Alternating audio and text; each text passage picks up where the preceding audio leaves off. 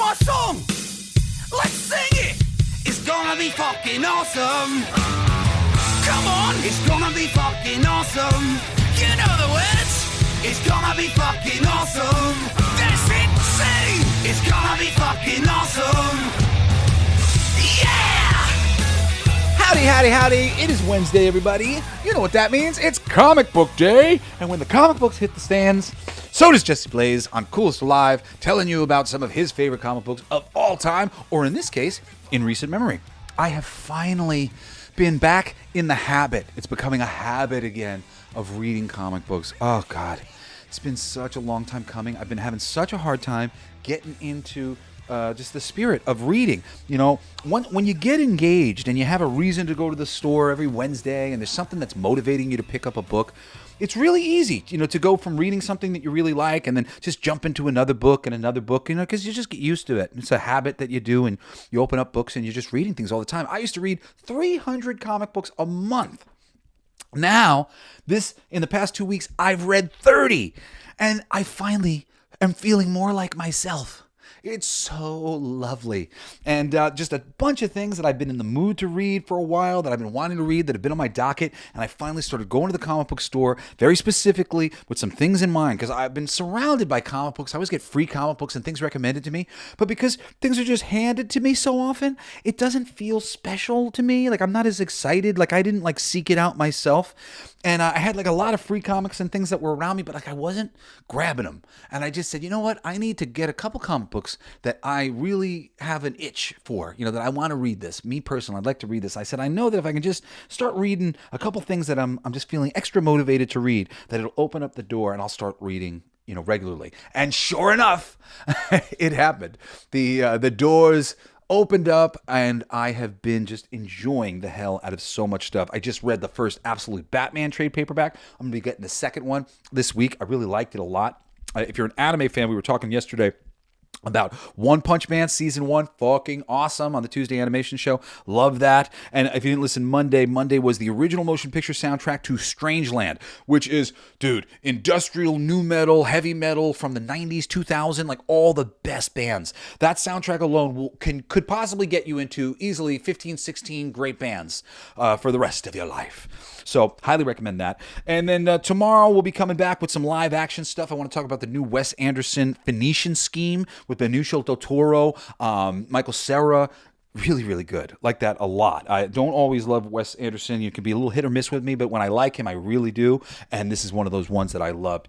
And then Friday, for the wild card, we're going to do another YouTube channel. I think there's a lot of YouTubers right now who are doing God's work. They are doing the important work of exposing things, independent, trustworthy journalists, independent, trustworthy researchers. Last week, we went over one of my favorite YouTube channels, The Mind Unveiled. They actually just put out another crazy Epstein video today that you should go check out. And this Friday, I'm going to be talking about That Surprise Witness. I love this lady. She's a former lawyer, and she has dedicated herself to raising awareness about the crazy, tricky legal practices that are going on in this world to control celebrities like Bam Margera or Britney Spears. And most people don't give a shit about this because, they're on drugs. No, there are smear campaigns designed to make these people look bad and look stupid. They tried to do this stuff to Michael Jackson. This is at the most powerful, tippy-top level of society. They will take people's reputation through the media. And she is like the number one person standing at the gates going, this is fucked up and we need to stop it. And I just love her for that. And I want to chat about her channel. So we'll talk about her on Friday. And then Saturday, I'm thinking, just because I'm freaking out about one battle after another, it won the fucking Oscar for Best Picture. If you remember, last year, I did an hour-long episode talking about how it was going to win the Oscar because it's exactly what they want. And how is this weirdo movie exactly what they want? And why would they want that? It's really crazy. It's a longer subject, and I'm probably going to have to do a decent amount of work on it to really get something that I feel like is cool, because it's a lot of things I want to talk about very particularly, so I'm gonna have to really work it out, and which means maybe it won't show up on this Saturday, maybe something else. But past few Saturday episodes have been awesome. The Penn and Teller episode that I did, both debunking whilst recommending Penn and Teller's bullshit. You should go watch that one, or listen to that one. So, also Sundays is, of course, my conspiracy theory show, my esoteric wisdom show, everything they don't want you to know. If that sounds good to you, you should check it out. If you're seeing all these Jeffrey Epstein things going, I don't understand, how is this even possible? Well, you can find out on everything they don't want you to know. And All Your Favorite Bands Suck is back as a monthly podcast. I just did Grandson, and I'm going to be coming back again probably next week with the Black Keys. Love the Black Keys. JBS at blacklakedistrict.studio. That's me. That's my email. You can email me whenever. I like recommendations. I like compliments. I like hate mail. I don't really care. And blacklightdistrict.studio, that's my company. We make boutique music, boutique comic books. It's all free at our website, blacklightdistrict.studio. Yeah. So without further ado, I love you. Thank you so much for listening to the show. Let's talk about The Other Dead. So this book came out from IDW now it's a moment ago, like 2016, I guess, something like that. I gotta see the get the year here. I got the book in front of me so I can reference things. 2014, actually. Yeah. So it's excellent. This was created by Joshua Ortega and Digger T. Mesh, who's more traditionally known for toy type stuff. Written by Joshua Ortega, the script is, and the art is King Ping Mui. I think I'm pronouncing that right. It is excellent. Oh, damn it. Where was I? I was just saying here where I left you guys. How excellent this book is. This so stinks. I was just talking about it and just telling everything that I loved about it for the past 10-15 minutes, only to realize that I have some sort of update issue or whatever in my Twisted Wave, which is the program that I use to record.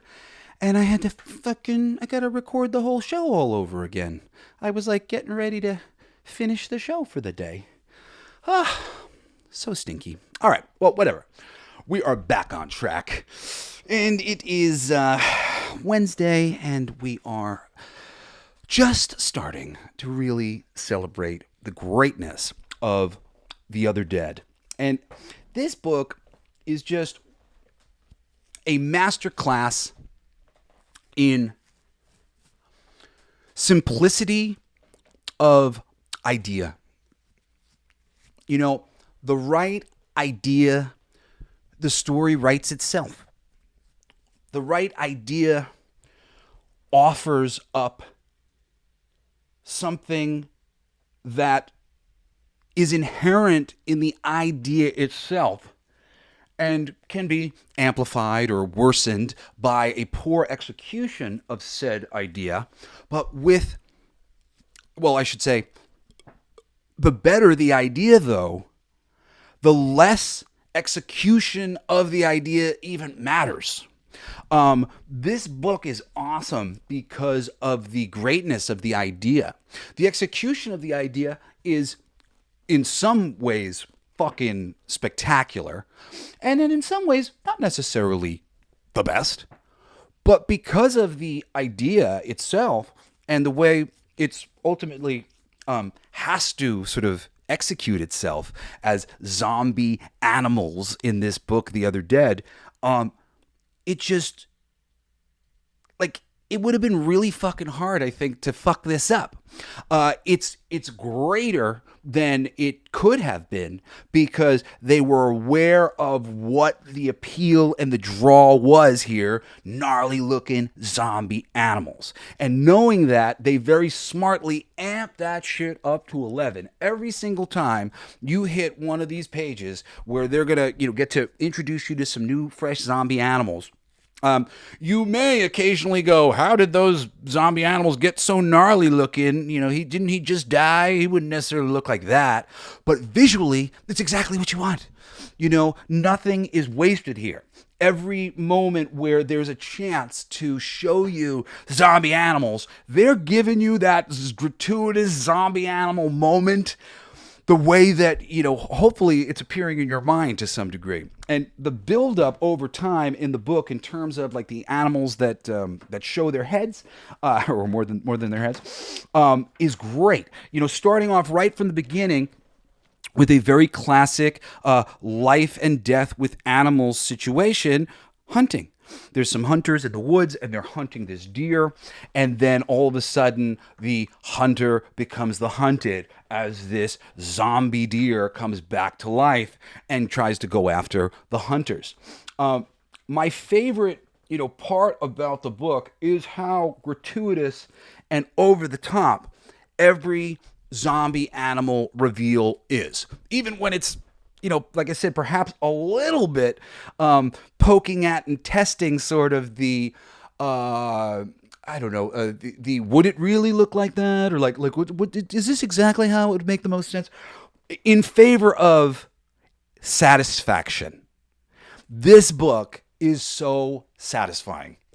If you are a zombie fan, it's doing all of the things right in terms of giving you the opportunity to enjoy what you're there for. A bunch of blood-sucking zombies, chasing people around, and things getting, out of hand in the best of ways. And with this thing, it's like, in a zombie movie, typically it's about who might get bitten. Here, it's what species. So you start with deers. Then one of the early bits of the book is these kids, like this rock band. They're trying to like sell their soul to Satan to become rock stars, and they go into this dude's duck house on his farm, and they are draining all the blood from all these ducks into a bucket so that they can do this spell and all this shit. And the flock of these zombie ducks are one of the first bits of zombies that get to show up after that deer. And when you turn the page and this freaking flock of geese are flying at these, it's just so over the top in the best way. Just like imagine a zombie duck with a broken neck and broken wings, and it's like flapping in the air, and you barely believe that it like can fly, but at the same time it's like, whoa, gnarly, man. And the artist here, I don't want to get his name wrong, but Ping Mui, M-U-I. I hate that I don't know exactly how to pronounce his name, but he's really great. Like I said, over the top. He's got a great angle, a perspective to the way. I mean that really technically. The way he'll draw his pictures, where like people are coming at you, and like the depth of field that you see in his images is really interesting and unique. And as the book goes and builds, it's just very satisfying as it just keeps ramping up the animals. As I was reading it, I'm like, are we please going to eventually, show up to a zoo somewhere?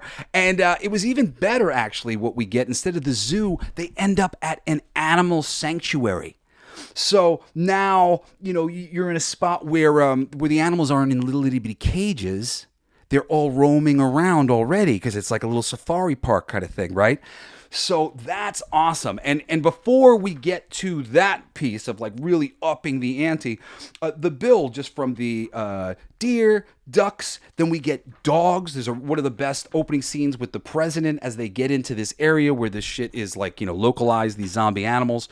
There's a big van that gets crashed. That is, what do you call it? The people like adoption, they get picked up by the pound, like it's a pound of a van for the pound. These are the animals that they've claimed. And when they open up the back door, there's going to be zombie animals, which is part of the thing of why the gratuitous thing works so well here, because everybody's already expecting that. Oh yeah, and we're going to have some gratuitous zombie animal thing. But they take it so over the top. When you turn the page to this, like in the back of the dog car, the first thing you think is, oh my God. And then the second thing you think is, how do they even fit that many fucking dogs in that van? But it doesn't matter. It's like, it doesn't matter about how they fit all those dogs in the van. What matters is, holy shit, there's lots of zombie dogs. And they look badass and cool. And we want to be able to enjoy that. So it just really it just lovingly takes the stakes up to 11 every fucking time, and it's glorious. Eventually you get some alligators. The build up. I'm pretty sure the whole thing's like taking place in Florida, so there's a little bit more actual animal life living in Florida available there than is in some parts of the United States of America. So it's a good choice there. The hunters, they become a bit of a factor, but the real lead of the book is the guy who's got the band who was trying to sell, cast some sort of weird spell with blood and whatnot. And it's his girlfriend who, like, they're serious, they love each other, and then his little brother. And that, for me, it makes a great dynamic because it's just really simple, centering around this guy who's maybe kind of responsible for this thing. He's somebody who's willing to make mistakes or do something a little crazy that he's being critiqued on, but he's got a girl who's committed to him and is like kind of dealing with the fact that maybe he was involved in some crazy black magic that's turned zombie animals into a thing in real life. And then his brother, who's, just young and naive, loves his brother, that brotherly relationship. It's a really great, simple trifecta. As soon as those characters were introduced, I was like, oh, wow, I like them already, and they didn't really have to do much to get me there. And again, this is what I'm saying about when a premise is good and when it's executed without getting in the way, when it's executed to complement a simple premise. You don't even have to be a good writer, man. Like, seriously, good ideas can do a lot of work for you. And this is one of those cases where, it was kind of, it would be kind of hard to even like not be able to do this book, in some way that was some way satisfying, because most of it is just a promise of, instead of seeing zombie humans, really getting an interesting chance to see zombie animals of all variety. And like, there's just so much, there's so many things at play, it becomes creature features, now it's a monster movie, and beautiful fur patterns and animals that are pretty. Then there's animals that are weird looking. Like in this book, there's a manatee, a manatee zombie. I wasn't expecting the manatee zombie. Really, the range of the visual, like just putting color coding animals as zombies. Dude, it's just super fun. And they could do this for forever. You could just keep going around the world. And it's just awesome. Just every fucking animal that you can think of, it's an opportunity. It's like you could slowly do one animal species at a time. But each time, it's satisfying. The other thing that is really cool about the book is that it had this major promotional push, which I think was really, really good for it in terms of like getting it out there at the time. And aspects of it are really cool and good, though they take it a little further than I might have taken it, which is they include President Barack Obama as one of the main characters in the book. The president becomes one of the leads who's having to fight these zombie animals. He gets stuck there. I'm going to tell you all the details or whatever, but basically, he's going to check things out, and he ends up getting kind of stranded there and having to be a part of the good guy team who are having to get out of this zombie animal situation. This gave them the opportunity to do some covers, fully painted covers that looked exactly like Barack Obama. And at the time, it was a really big deal. It was a cool press thing at the time, and I think they definitely sold a lot of books and got a lot of interest in the property from doing this. Granted, inside the book, when they're actually calling him Barack, when he's mentioning his wife Michelle and their kids and whatnot, it kind of gets to this little weird point where it seems a little weird, and specifically like, if they didn't say specifically that he was Barack Obama, then it just happens to be a black president. It doesn't necessarily have to be Obama. So you could come and you could read it at any time, and theoretically speaking, it would seem like it was happening now. But because it specifically says Obama, it dates it to when the book came out, which is like 2014. And it's interesting because my father had told me years ago, he was working on, my dad, for a lot of people know that Dee Snider writes lots of music, but my dad's secondary career, and it's going to be more so, he'll be known for this in the future, as we have a film company, Defiant Productions, which is my family's film company. he's been writing movies for a very long time. And I remember having a conversation with him once after, I think it was maybe I was reading one of the drafts of the Strangeland screenplay, and I had asked him about, there was a band that he called Tinselbaum. And I think I asked him, I was like, who's Tinselbaum or whatever? And he said, oh, they're not a real band. I just made them up. And I said, oh, yeah, why make up a band and not just, pick one? And he said, well, because somebody told me that when you use specific names that are appropriate for a specific time, that you're setting it up for it to always be taking place in that time, and you take away a little bit of timelessness from the thing that you're writing. So I was always struck by that. That's really interesting, and I try to remember that when I do things with like proper names, because there are some ways that you can handle it that are better than others. But I'm sure everybody involved in this is thrilled with the way that they handled it, because it led to lots of big sales for them for variant covers for the Barack Obama cover, and it's a great cover too. It's in the back of the book by Dave Dorman. If you type in Dave Dorman and Barack Obama cover for The Other Dead, you'll see it. It's a really, really great one. So that's cool. Like I said, though, the thing about this comic book is just that it is so gratuitous in the best way. And, all of the stuff that goes on in it is fairly standard to, what would make sense to, facilitate the story and things that are going on. But it's the turning the stakes up to 11 on the turn page. When the zombies show up, when the attack happens, your first reaction is, whoa! And then your second reaction is like, wait a second. But the wait a second of like, this maybe seems a little extra over the top, it doesn't matter. Like, you're just forgiving it because it's exactly what you want. You want fucking 50 zombie dogs in the back of that truck. You want the zombie bears and the zombie. You want as many of these guys looking as gnarly as possible. That's the fun. The juxtaposition of beautiful animals and the zombie blood and hanging bones, and it's such a cool, fun comic book and concept. And credit to Digger Mesh. He's a fucking brilliant dude. I'm a big fan of Digger's from his days as a toy maker and sculptor.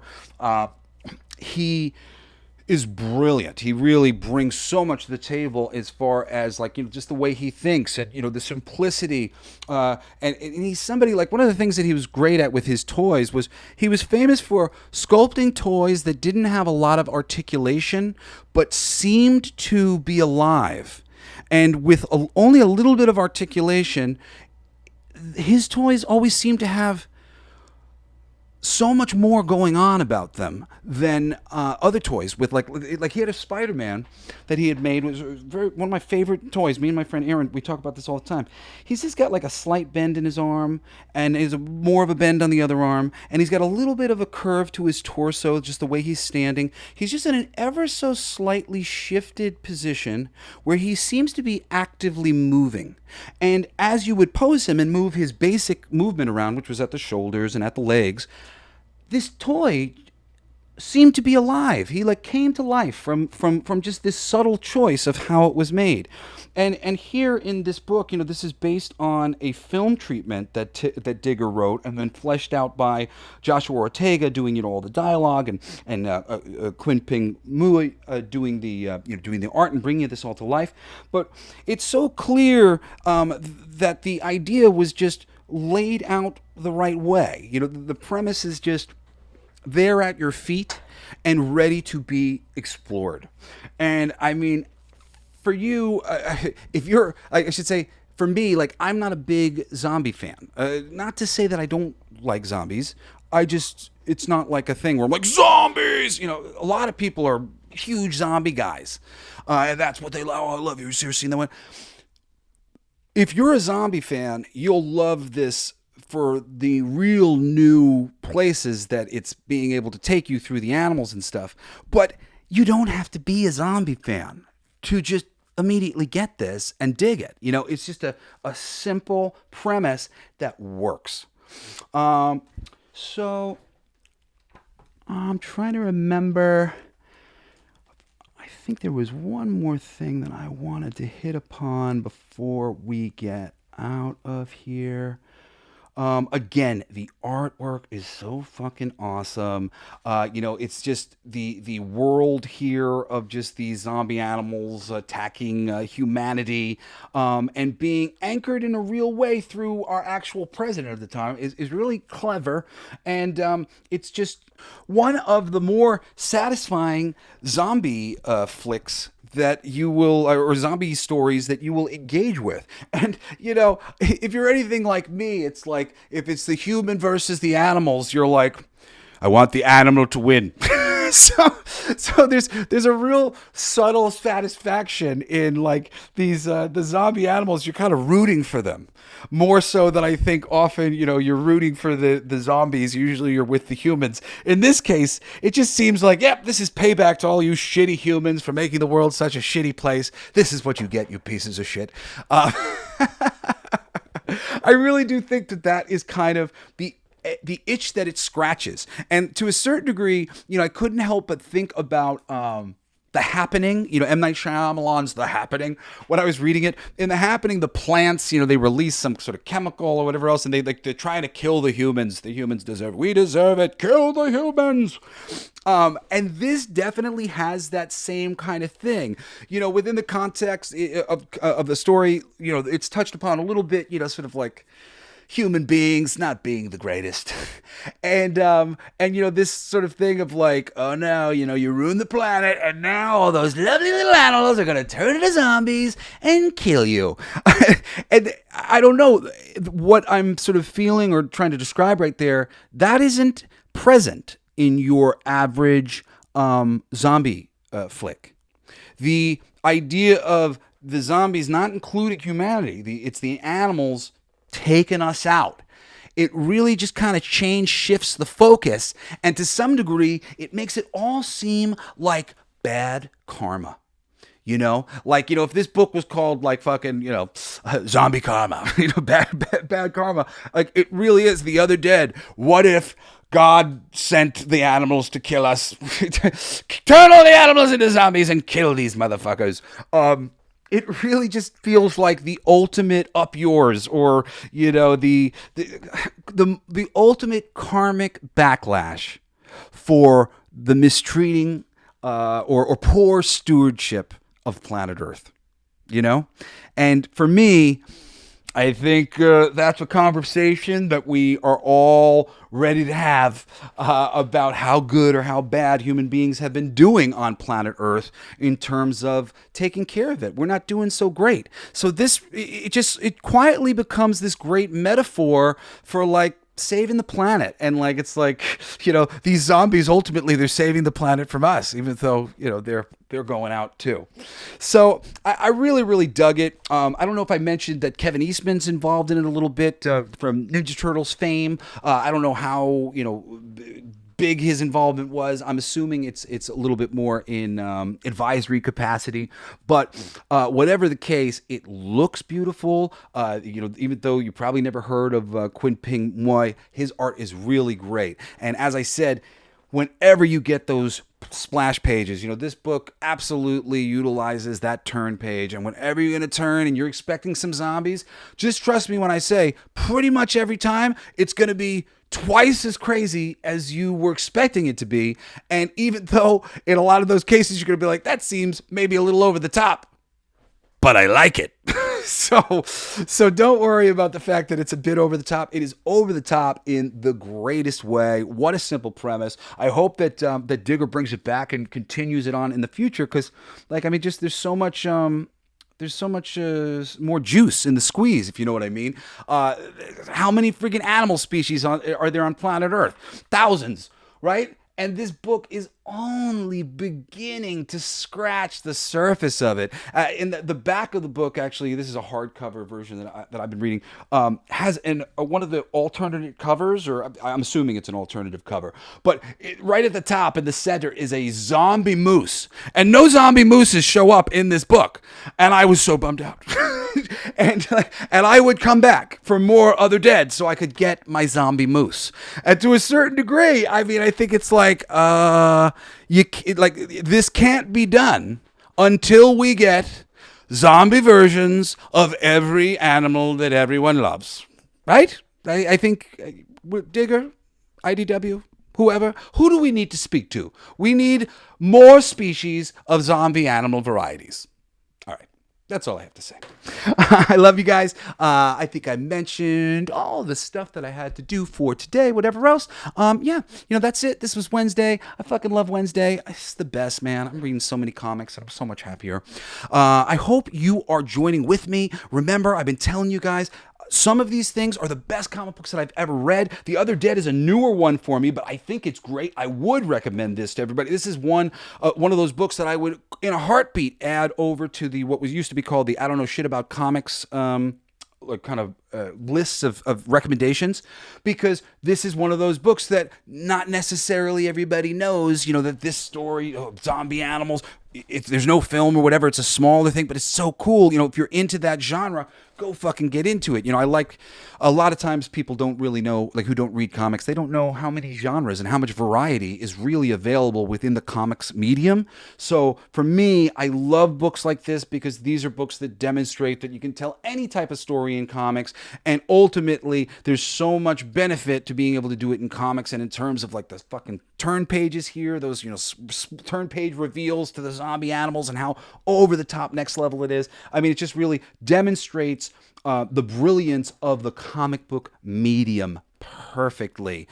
So I appreciate books like this, and any story that gets told using comics and demonstrates what a great art form comic books really are, because that's why I make comic books. I really believe that they are the single greatest art form known to man. And this book really uses the medium fucking swimmingly, and I recommend it to anybody. The Other Dead, you got to check it out, from IDW, originally published. And JBS at blacklightdistrict.studio if you need me for any reason. I'm going to be back tomorrow for Thursday with a great live action film, Wes Anderson's latest, The Phoenician Scheme. Anyway, I love you guys. I hope I will see you again tomorrow on another fucking awesome episode of The Coolest Alive. Peace out.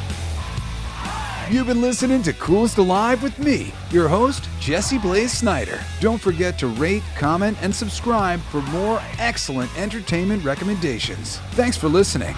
It's gonna be fucking awesome. Come on, it's gonna be fucking awesome. You know the words. It's gonna be fucking awesome. That's it, say. It's gonna be fucking awesome. Yeah!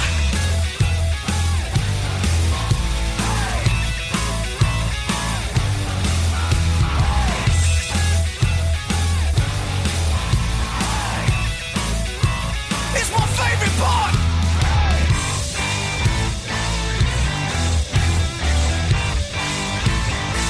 Isn't that heavy?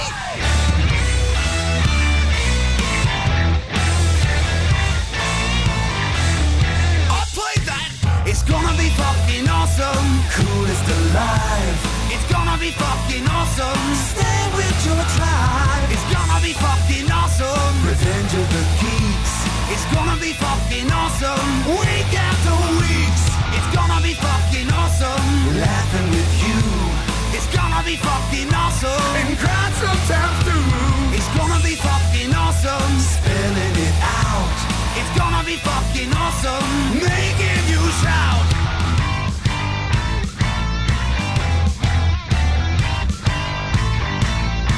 I'm a genius! I got lyrics coming out me bum for days!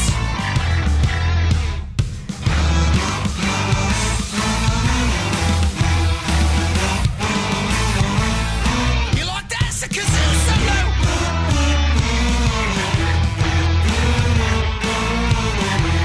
I played that too! It's gonna be fucking awesome! Talking some shit! It's gonna be fucking awesome! Living your shit! My voice is fucking awesome! Food in our mouth!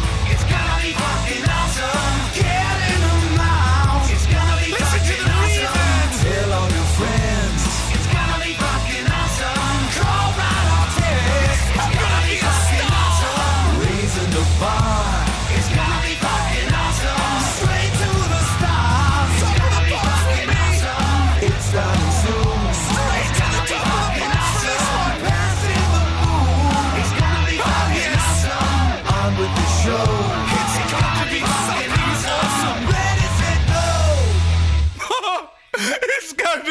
fucking awesome. Fucking awesome.